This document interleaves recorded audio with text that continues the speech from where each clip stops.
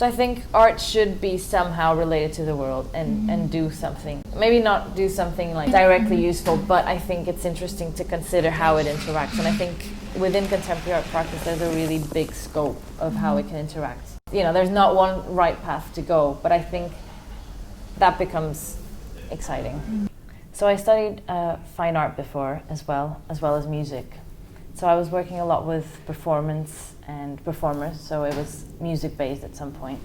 But so when I started studying music and like contemporary composition and sonic art, I had to kind of look a bit more into the score and how to make these things. So I had to like focus a little bit more just on the sonic level to kind of get to a level where I was like happy to expand it. I think I was always interested in trying to kind of bring those different arts together. And I guess you have to call it like performance or performative or installation, whatever. It becomes something that's also hard to say what it is exactly. And then the kind of focus shifted a bit more towards, I guess, environmental concerns. Are you an eco-activist by yourself? Yeah. So I've been to definitely some of the marches of Extinction Rebellion and these kinds of things.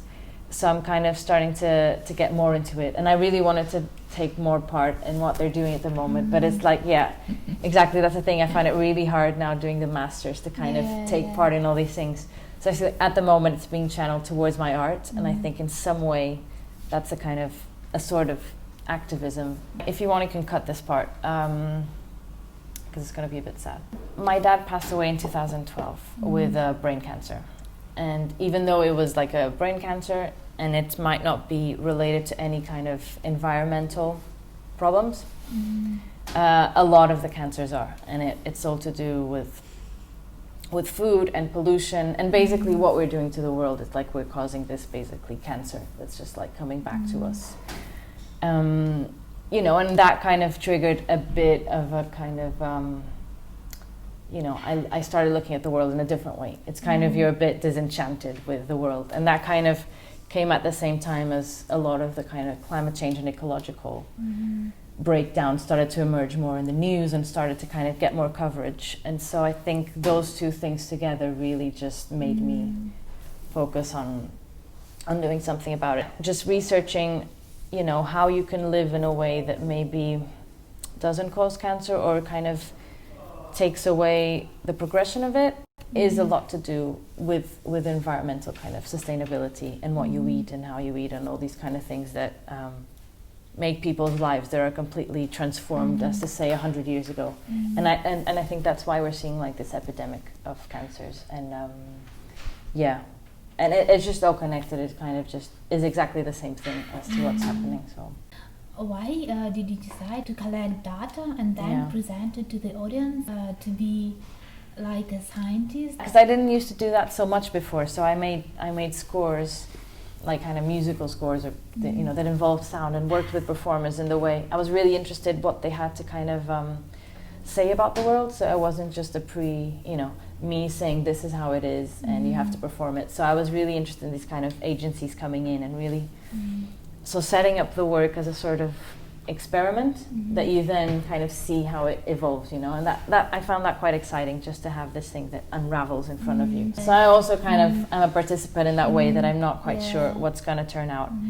And then, you know, as I started looking more into kind of data, you know, when you look at these issues, there's a lot of data and information and infographics, and you're like, and in a way I find infographics really interesting because they do kind of give you so much of things that you don't realize, and it kind of exposes things in a way. Maybe that kind of brings me to my new piece. So I was interested in this idea of infographics being this thing that has a lot of information, but also is very formalist, and also reminds you somehow of like abstract art, abstract painting. And I have this book that's called The Search of the Absolute. So I was kind of interested in this way of these abstractions and how you can get a sense of the world through these abstractions, but you're also not in the problematics themselves, in the kind of locality of how things are, you know, it's just this data that kind of overlaps everything and doesn't really get into the intricacies maybe of like political, you know, geopolitical problems. I guess I was kind of interested in also this idea of, as you say, that this idea of setting up an experiment and being scientific, and as a counterpart, also thinking about what kind of science did. Yeah, exactly. That is a question about how you produce new knowledge. Yeah. Is it really like a scientific knowledge? Yeah. Can we use it for research? I'm really interested in something that, has outputs that maybe somehow could be used to understand something better. And I think it's possible, but also in a way, it does kind of need a lot more people to perform it, and maybe setting up situations that are a bit more precise in terms of like control groups and things.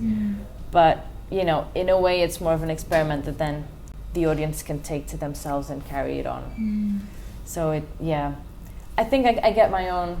I think I could write about the outcomes that I think it created somehow, because I have some feedback from it. What is feedback? Yeah, for example, in the piece Heavy Duty that you saw, I had a lot of people writing me afterwards, like some people writing me afterwards about saying how they felt the experience was for them. And I thought that was really interesting, because it normally doesn't happen to me, or like, when you see your work, you can say, oh yeah, I thought that was great, whatever. But in that sense of the scientific method, I was also interested in how science really controlled how we viewed the world and how we're in this situation, because of, this kind of more post-colonial narrative, and how we really kind of went into the earth and extracted it and manipulated it in a way that didn't consider the specificities of like a locality. But your data, it's true. I mean, Yeah. you are not going to make it false. Like to ask if a science is it true or not. Yeah. Like, can we trust it? Yeah. No, I think that's a really interesting question, because that's it. It's like the sources vary. Because we really trust data when we see it. Yeah, exactly. Yeah, and it really varies who does the who does the experiment, what kind of input. Like a lot of things can be manipulated, and for sure that can. It's not 100%. So I like to look at different sources also to give the various perspectives. But normally, if it's scientifical, that it's not bounded to like a political like agency, which sometimes it's hard to tell. Then hopefully you think that. I mean, even the IPCC report is said to be quite bland in terms of their outlook, because it's like they stepped back because they didn't want to be too extremist, but actually the reality of it is probably that the consequences are actually a lot worse than they predict. Obviously you do want it to be successful in the way that it somehow gets to people emotionally or psychologically, that there's an affect there. But people do react in very different ways within the same work, so it is really hard also to make the work trying to predict what people are going to take from it. Also, obviously you want something, but it does go in like different ways. So do you think study at Goldsmiths influenced on your artistic practice?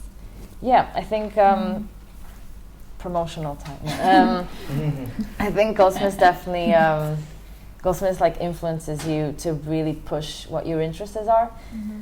So, they leave you to yourself, but they also kind of push your buttons. And so if you have an interest that's slightly hidden or is coming out and you think you're just going to make things that are like comfortable, they really just want you to get to the point. So that I think also really brought out these things in a much more like pointy way that maybe it could have been a bit more, covered with a blanket or something, and now it's kind of all exposed and coming out. What are you doing for degree show, if it's not a secret? So the degree show is working with these. So it's wood underneath, and I have those pigments, and they're all earth pigments, so they're actually earth, which are kind of like paintings, but they're also actually graphs. The whole work is about soil, and it's about how we treat soil, and how that really is influenced always, also the change of the climate, but also how it could revert the situation. I mean, the only reason I know so much about soil now is that I've spent 6 months researching on this.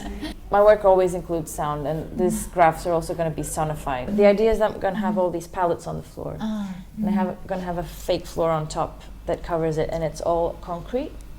And some of them come out and they unravel these graphs, and then you can select if you would like to continue. So it's this idea that it starts with like these abstractions, and then slowly the work unfolds to the actual materials that I'm talking about. So the idea is that to see how much people would like to know about these things, because it gets quite grim. in a way that's like creative and interesting to kind of unravel a certain thing that maybe people wouldn't give so much time to in their day-to-day lives. One thing I always think about is how art really became detached from life, and that's why I referenced like, you know, modernist painting, this idea exactly. With forms and colors.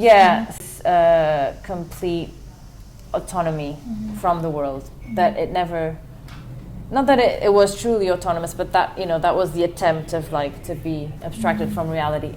I think it's interesting, the idea of like what is an artist, right? Because I think artists nowadays, there's so many things that I think it really changes what kind of path you go down to, and it takes a while to kind of discover what you really want to do with the art, and there's a lot of then avenues that within that can be taken.